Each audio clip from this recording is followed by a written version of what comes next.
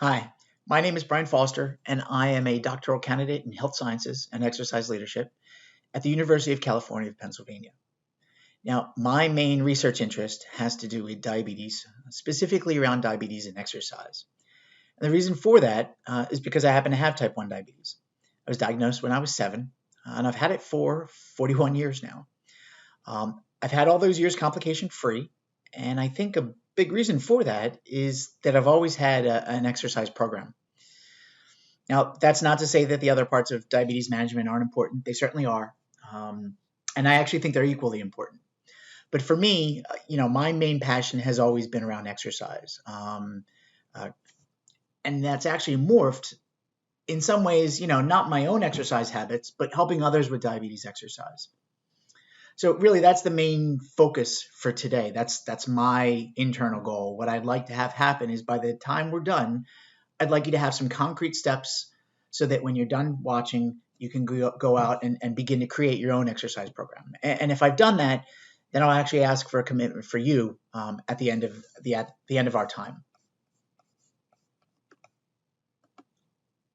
So these are the things I plan on covering today. I want to go over the benefits of exercise. We all know that exercise is important, but I really like to drill down and get into the specifics of what that means.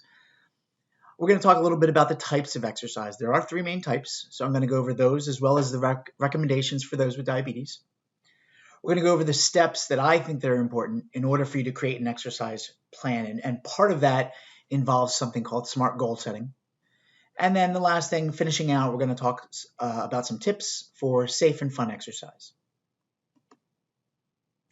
So imagine that I had a pill for you that could do all of these things listed on this slide. Now, there are medications out there that will do all of these things, individually, but they usually have, or I shouldn't say usually, they always have some type of side effect.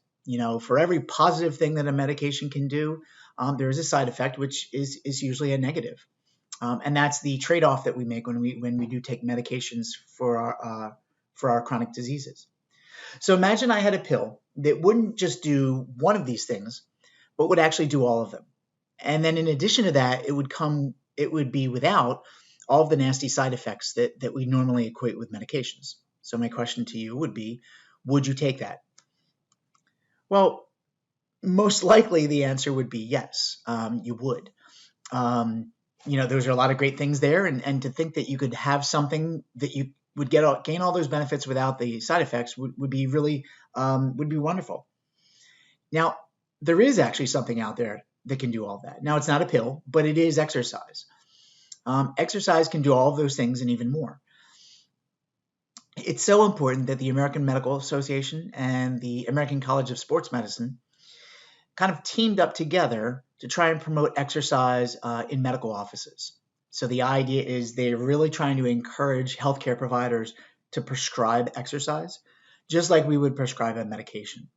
Because when it comes down to it, the main goal, their campaign name is that exercise is medicine. Okay? Now, even though I showed you a whole bunch of the benefits that exercise could do, sometimes that is a bit far removed from us. And what I mean by that is, I've never finished a run and thought to myself, wow, that really benefited my cholesterol numbers. We don't always think about those things that were on the prior list as reasons why we exercise. So that kind of brings up a bigger question. Even though there are all those benefits, why should you exercise? What is it going to do for you? And to kind of introduce this idea of why I think you should, I want to introduce a marketing idea. Now this comes from a gentleman known as Simon Sinek. He is an American-British author who actually got his start in marketing. And he's actually branched out more into leadership. And he's come up with this idea known as the golden circle. Right? And this kind of helps explain why we do anything. He really believes that in order for us to do things, we need to be passionate about it. We need to be inspired. There's another opposite to that. We can also be manipulated into doing things, but he's a large believer that the idea is that we need to be inspired to do things. So in the middle of the circle, you'll see this. You'll see at the center called why. right? So the idea is, why do you do what you do? What's the purpose? Why do you want to do it? Now, around that is the idea of how. Those are the processes, how you do what you do. And then lastly, in the outer circle, is what. So what do you do? Now, he believes, whenever we, again, back from a marketing idea, whenever we purchase things, it's really based on these things. The most important piece is the why, and then the how, and then the what. So in order for you to exercise, what I really need you to think about is, why you want to do it, why you're inspired, how. I'm going to tell you a little bit about how you to do it. And the what is essentially we're going to be exercising. Now that can kind of be tough if you've never really thought about the why, right? And the only way I can give you a frame of reference is to tell you what I do. Now my why, I could say that it helps achieve better blood sugars, and it does, but that's not really why I do it. If I think about why, it always comes back to my kids. They're the reason that I do everything. I fully enjoy, swimming with my kids now, and I love throwing catch with them and playing ball with them, and I fully intend to walk my daughter down the aisle, and since she's only 9, I really hope that doesn't happen for a couple more decades. But the idea is that, I continue to exercise because I want to be around for them and I want to enjoy life with them. Now, what's your why? That's a much harder question to answer. It doesn't have to be around your kids. If you don't have kids, you need to come up with your own why. So these are some of the things that you could think about. Why does or why should exercise to me? How's it going to make me a better person? Some people focus on the idea of, well, what am I going to lose if I don't do it? And that is absolutely one way you can think about it. But you can actually flip it and make it more of a positive statement. Say, well, what benefits are you going to get out of by doing it?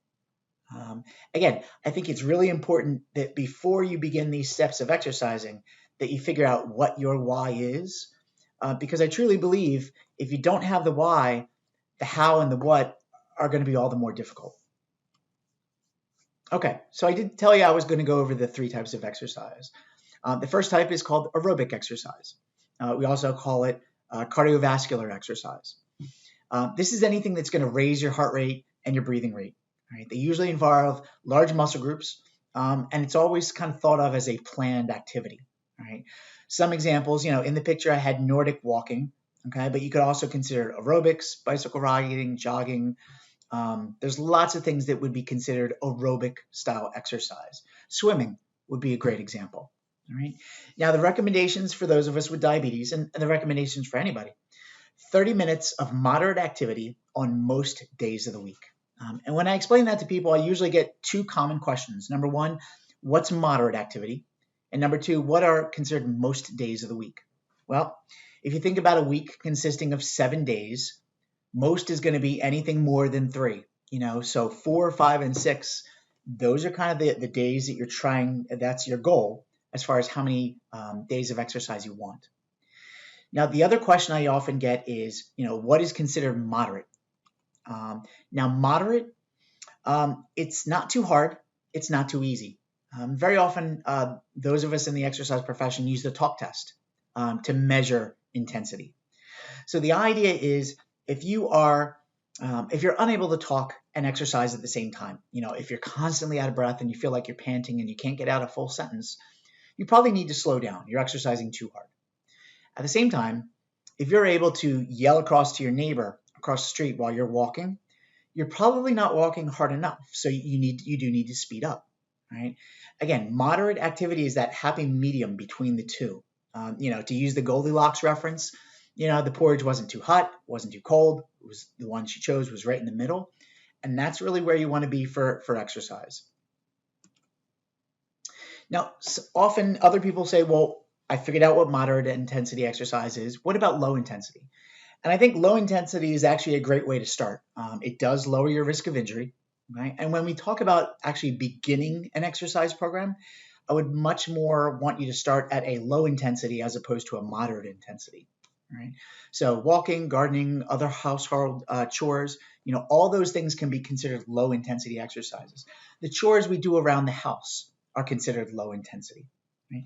The one thing that I would want to point out here is that you do want to make sure that you move eventually from low intensity to moderate intensity. Okay, and you still would want to keep up low intensity exercises. You would still want to do chores around the house, but you would eventually want to include some types of moderate exercise intensity sessions. All right, so the second type of exercise, it's known as resistance. Okay, so this is going to be anything that improves our strength, our performance, our muscle mass, our tone. These are the things that help us to finish aerobic activity, right?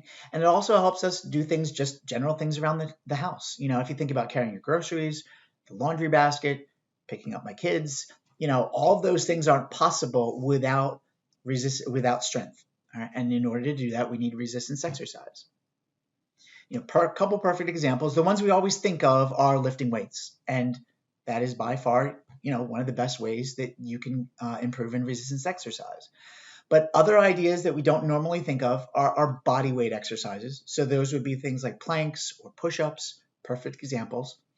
And then what you see here in the picture are resistance bands, right? And that is one of the easiest things that you can have at home to do resistance activity, right?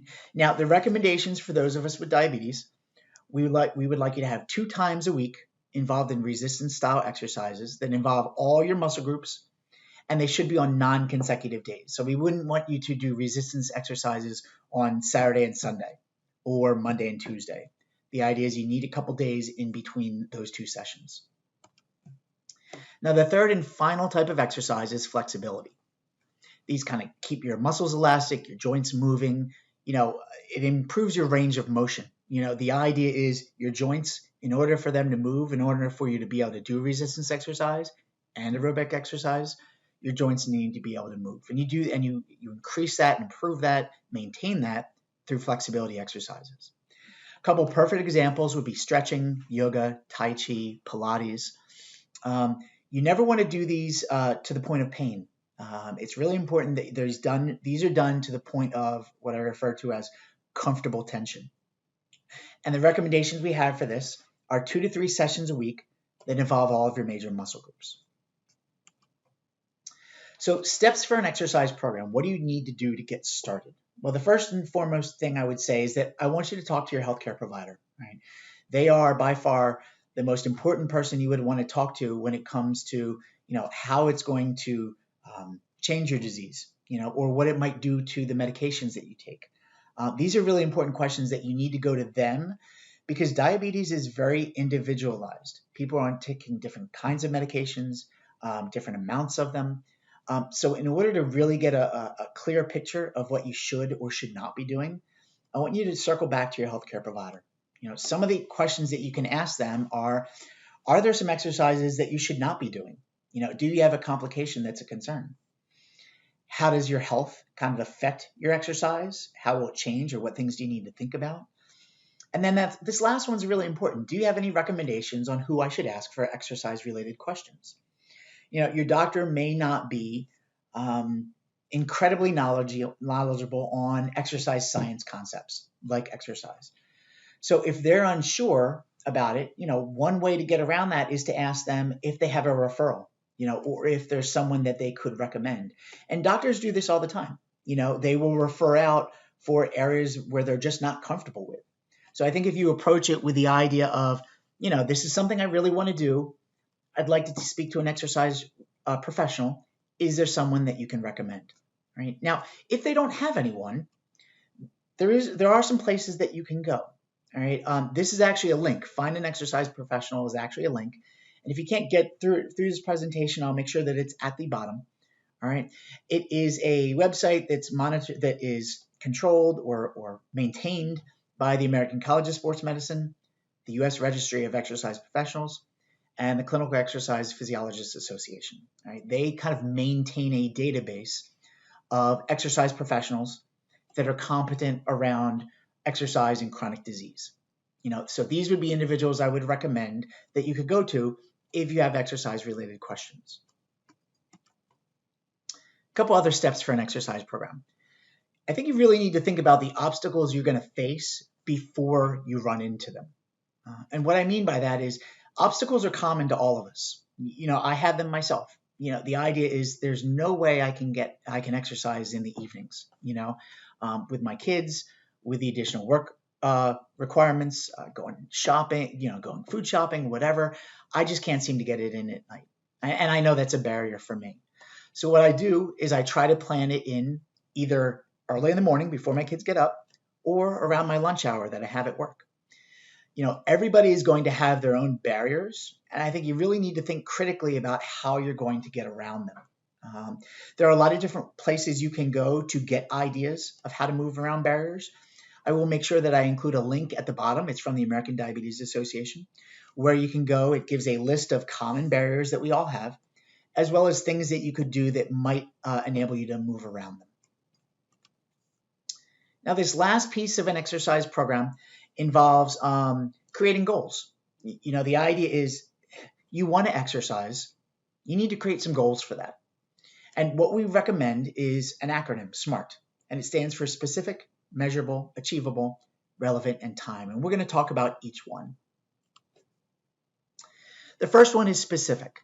It's the idea that you need to have a very clear and unambiguous idea of what you want to do. Telling yourself that you're going to exercise is great, and I'm very happy if that you've decided on that. But it doesn't tell you enough, right? Saying that you're going to walk is good. Saying that you're going to walk 3 times a day on Monday, Wednesday, Friday is better. Saying that you're going to walk 3 times a day for 10 minutes, Monday, Wednesday, Friday, is a great goal. The idea is that you're really getting down to the nitty-gritty of what you want your exercise program to look like. And that kind of leads into the second piece, measurable. You need to have some way of gauging that you're actually reaching it. Okay, so now we mentioned exercising for 10 minutes. Minutes could be a way that it's measured. And that would let you know by looking at a watch whether you've met the goal or not. Okay? But there are other ways that we can measure exercise. You could use calories. You could use steps if you use a pedometer. You could use miles. The idea is that there are a lot of different, you could use laps in the pool. You can use a lot of different ways of measuring your progress so that you know you're reaching your goal. The third piece to this is that your goal needs to be achievable. They call them stretch goals. You want to be kind of pushed to reach your goal, but they can't be impossible. And what I mean by that is saying that you're going to lose 10 pounds within 2 weeks, frankly, is not a safe goal. Now, you might see individuals in media, that promote that they do that. My guess is they have a personal fitness trainer and a personal chef, and they may not work a 40-hour week like most of us. So maybe they can do it. But, when we look at it exercise science-wise or medically, it's really not safe to try and lose that much weight in that short a time frame. Right? A much better goal would be 1 to 2 pounds every week. Right? That is a much more achievable goal for the majority of us. Right? Okay, lastly, relevant. This goal has to matter to you, and that kind of goes back to the idea of the why. It's got to be important to you in order for you to actually get up out of the morning early and move towards that goal. So I know I said you need to think about it in the beginning. I also need you to think about it in the middle. Why should these goals matter to you? What are you going to gain out of it? And then the last thing is there has to be a sense of urgency to it. You need a time frame. The best goals are those that have a beginning point, a couple midpoints, and an end point. The idea is you want to know when you've actually reached your goal, okay? Because you want to have a chance to celebrate. One of the big pieces or one of the great parts about goal setting is the end, where you actually achieve your goals and you can feel good about yourself. Or you take a look critically, see that you didn't set your goal, and think about why you didn't. And the next time around, try and make sure that you put those things into place so that you do achieve them. So here I have the tale of two goals. On one side, we've got, I want to get in better shape by next summer. My plan is to lose a lot of weight and look great. And many people are saying that right about now, that we only have a couple more months before we get into summer. All right. The other side is how you might use SMART goal setting. And I think if you look at the two, you can see that one is much more specific, okay? One is much more measurable, one is much more achievable, relevant, and finally time specific. And if you put those 5 things in place, chances are you'll have a much better chance of reaching your goals. So a couple of ways you can make exercise safer. I think you need to be careful of not doing too much too soon. And I think all of us kind of can get caught in that trap of getting excited and doing too much. But the idea this needs to be a slow progression of exercise. Even though I told you what the recommendations for aerobic resistance and flexibility were, that's not to say you should try and do all of these things the first week. 30 minutes is the recommended amount. Maybe 30 minutes should be your goal, and you should have a 6-month plan. Okay, so it's the idea that you don't want to do too much too soon. You do want to keep your healthcare provider up to date on what you're doing. You can kind of give them check-ins along the way. I mentioned that you want to involve them early on. Well, you want to involve them kind of throughout. The idea is that if you need medication changes, that's the person you need to speak with about how you might go about doing that safely. Okay? So for those that are on insulin, or for some individuals with type 2 that use certain oral medications, you do have to be aware of the risk of low blood sugars. All right, exercise enhances our insulin sensitivity, and because of that, that can cause our blood sugars to go low. All right, now that's not a reason why we should not exercise, but it is something you have to be conscious of. I would recommend if you do monitor your blood sugars, that you want to make sure you have a blood sugar between 100 and 250 before you exercise. And where that's a big range. Where should it be specifically? Again, I would refer back to your healthcare provider for advice on that. You do want to make sure that you have a quick acting source of carbohydrate available if you need it. Okay. So, easy things, there are glucose tablets out there, Lifesavers, Starbursts. These are simple carbohydrates that are easy to be digested and could quickly raise your blood sugar if needed. One thing that you could do if you do check is to try testing your blood sugar before, during, and after exercise. And I know that sounds like a lot, but remember, if this is a new exercise program for you, if you're just starting out, we need to know how exercise is going to impact your body. With regards to your blood sugars, that's the way we check, is before, during, and after. Right? You want to make sure that you're hydrated. You don't want to be dehydrated. And the general recommendations, although they do differ person to person, is about 10 ounces for every 10 to 20 minutes of activity. Right? You want to make sure that you're practicing good foot hygiene. For those of us with diabetes, the feet are a concern, so you want to make sure that you're taking care of them. And lastly, I think it's always a good idea to have something like medical ID, like a medical ID or a phone. Having both of those things will enable you to be safe if they're needed. Now, a couple ways to make it fun. And, exercise should be fun. You should be enjoying it. One of the ways you can do it is exercising with a friend. That could be your spouse, that could be your neighbor, that could be your best friend. The idea is involve them and that you may kind of enjoy it along the way. I think exercising to music is a great idea. There are plenty of times that I don't exercise to music, but there are plenty of times that I do. I've also recently kind of gotten interested in listening to audiobooks with all my doctoral classes. So getting an audiobook on tape and then listening to it is another thing that you could do. You want to be sure that you reward yourself. Exercise, for as enjoyable as it can be and for as good as it is, can be tough sometimes. So at the end of your whatever plan you've got reached out, at the end of your time, if you've reached your goals, you should treat yourself. I think one thing that you could do, though, is to make sure that the reward kind of falls back to exercise. So the idea is you could end up buying some resistance bands for your house, or you could plan to purchase 10 more songs and download them for your music. The idea is to, whatever it is that you're going to treat yourself to, make sure that it's something that's going to help you to continue to exercise. And then the last thing that I think really helps is to tell others about your progress.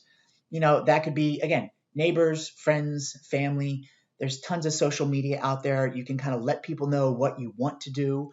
They can give you kind of encouragement along the way. And you never know, you may actually inspire them to get moving as well. So a couple of places where I think you could go and get some more information. The American Diabetes Association, I had mentioned them already. They're a great resource. The Juvenile Diabetes Research Foundation, another great source. Even if you're not a child with diabetes, they still have great references, great information overall.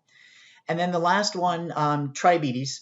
That's actually that is a support group that I'm going to be starting in the Chester County area of Pennsylvania. So if you live in that area, please feel to go to that website for some information. And even if you're not from the area, I am going to have some important critical information about exercise there. All right. I did say that I hoped by the end that I will have given you some concrete steps in how to get started in exercise, and I hope I've done that. What I'd like to know is that if I have done that I want a commitment from you. You're probably watching this via YouTube, so there is a comment section. I'd like you to go into the comments and say that if this helped you, great, and what you're going to try to do in the future. And it doesn't have to be all according to the SMART goal setting, just an idea of what you want to accomplish, at least to get you started. If this wasn't of help, or if you want some more information, that's okay to tell me too. I do plan on posting more lectures like this, and I'd like to know what I can actually provide to you to give you the most benefit. Thank you so much for watching, and I hope to reach out to you soon. Take care.